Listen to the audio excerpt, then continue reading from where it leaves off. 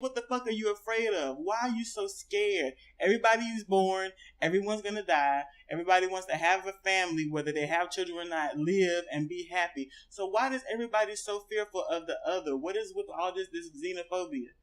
Nobody ever steps way back and look at the big picture that, if the sun went supernova today, we'd all be fucked at the same rate. And no color, no religion, no dollar sign is going to save you. So why fucking make it an issue? I don't understand that. Because that's what they were taught. Same as Trump. See, you say it's not the 1500s. I'll say that some will say it's not the 1200s.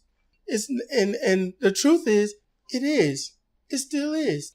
It is still that time of slavery. The Europeans settled trying for another crusade, which they did.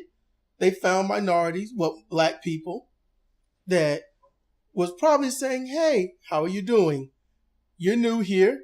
Would you like some beans? Would you like some plants? Welcome. And Columbus and them pretty much raped them, disfigured them, dismembered them, and wore body parts as trophies. And Columbus is celebrated. So you think about that. But it doesn't even matter the color, okay? Africans sold Africans to the Europeans, and that's how slaves got here. In the Crusades, they were battling each other. They were battling other brown people. They hated Irish. They hate their own color. They hate other color. Blacks hate their own color. They hate other colors. And what is the point? It's just a color. It's just a color. They all want the same thing. Granted, if someone of your color or someone of a different color wrongs you, then that individual wronged you. The whole fucking race didn't wrong you. I can hate somebody that's black just like I hate somebody that's white for what they have done to me personally. They come and punch me in the face. Okay, they earned it. I'm not going to say, you know what? All whites punch me in the face, so I hate all of them. That's bullshit. And I just don't understand how people can have that thinking and think that it makes sense. Because that's what they were taught. Everybody can shirk what they're taught. We're all taught shit when we're small children. And eventually we usually go away from it because we have our own minds. We have our own cognitive minds that are put in our brains by whatever it is you believe that put you here. And it's an extraordinary thing. So why can't you use it? Because it takes too much effort. But think about this, okay? You've got your typical, let's say your typical Caucasian, and that person grows up and he hears around the dinner talk about what black people do, what the Mexicans do, how bad off they are, how they destroy America. They hear that. That's what they grow up hearing from their parents. And when they get to school and they're growing up in school, because, people got to be real about this. Your child grows up at home and at school. And they learn from their teachers. They learn from their friends. So roughly around middle school, they start seeing these racial differences. They start hearing the talk of, this person got a flat face. Look at their skin complexion. They got a flat face. Look at their eyes. Look at their ears. And you start hearing that talk of they're different. And then that begins the separation. That begins the emotional segregation that people thrive on. Now, when they get older, that may change their outlook. Oh, I find that attractive now. But it doesn't stop that part of them that says, fuck those people. It doesn't stop that because of their circle of friends. This Caucasian that I'm using, this hypothetical one, will eventually have friends that don't like minorities. It happens. And this Caucasian will most likely listen to their stories that they got from their parents, that they also hear from their friends, and they learn this. It's taught. It's hardwired through all of these generations, and it's still being preached at home and in school. And then they want to get the truth, so their parents guide them to what? Fox News. And they hear Bill O'Reilly.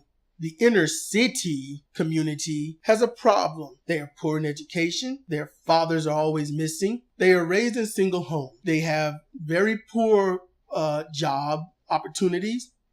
And they don't try to lift themselves up. And that is what they hear. So when they hear this constantly, it's like, well, why don't they lift themselves up? They're in their community. Why don't they clean it up? Why don't they paint their homes, get their homes fixed, and do these things? You know, what they don't understand, this Caucasian would not understand, is what he's asking and saying is, why don't these people that are always either negative in the bank or maybe have at best $150 to save just to spend on a car note or some other bill or to replenish supplies for the home so that they can, you know, eat or clean certain things?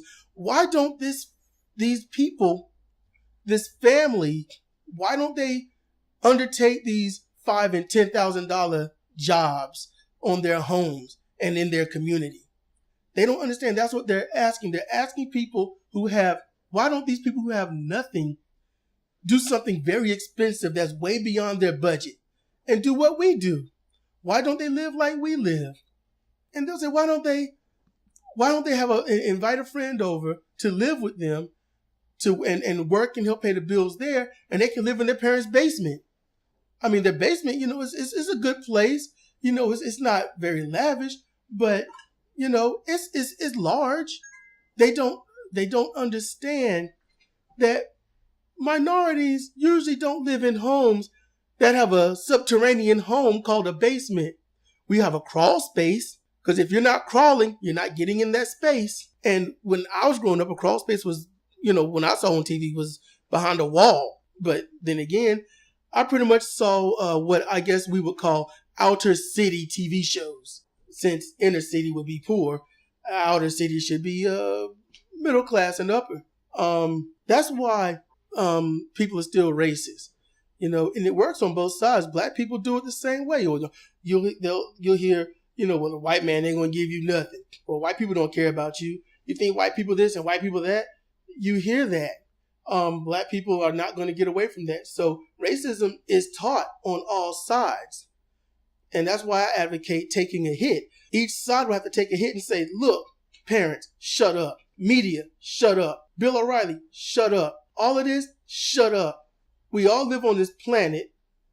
We all will suffer the same consequences. Earthquake, typhoon, tornado, floods, drought, extreme cold, extreme heat. We all suffer these things. So all this racism and bigotry, it should end, but it can't.